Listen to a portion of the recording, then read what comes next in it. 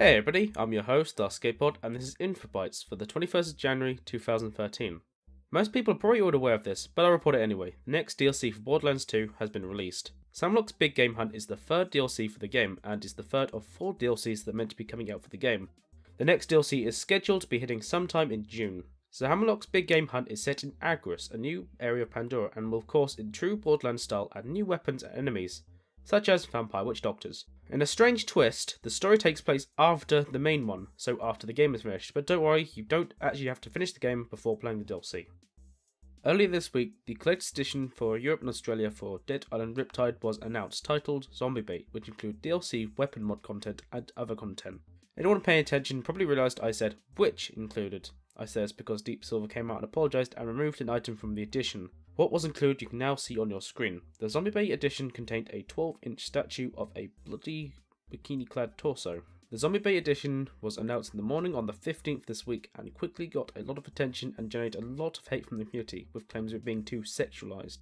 Due to all this hatred, the edition has been pulled and Deep Silver came out and apologised, saying, "We are deeply sorry for any offence caused by the Dead Island Riptide Zombie Bay edition, the edition announced for Europe and Australia." I'm not going to read the whole statement, but it ended up by saying they are deeply sorry and committed to making sure this never happens again. Finally, the Arma 3 developers have been released. This is of course the story of the Arma developers that were imprisoned in Greece since last September. The 2 developers have been returned to the Czech Republic after being accused of espionage, after being caught taking photos of military installations last year.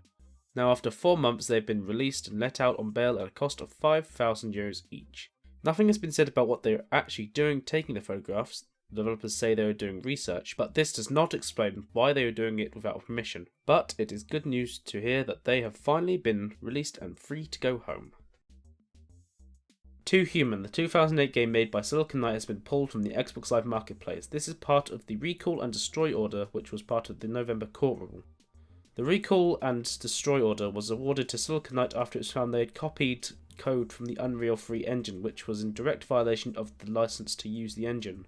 Not only did Silicon Knight copy the copyrighted code that Epic holds rights to, they then tried to conceal any wrongdoing by removing Epic's copyright notices and disguising Epic's game code as Silicon Knight's own.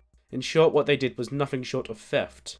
Then, in another move, Silicon Knight then used the Unreal Engine to make games outside the license agreement, such as X-Men Destiny, Siren of Maelstrom, and Sandman, so they were not allowed to make these games in the Unreal Engine. As a reward, Silicon Knight has to pay out $9 million to Epic Games, and at its own cost has to recall and destroy Too Human and X-Men Destiny. In a little bit of sad news, the Halo 2 multiplayer servers for the PC are going to be shut down. The decision was made finally to shut down the PC servers after nearly 9 years.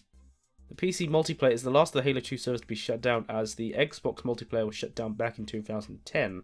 The decision was made due to dwindling population being online. They say that they have been monitoring the population for months now, and the online population has been peaking at around 20 players or less.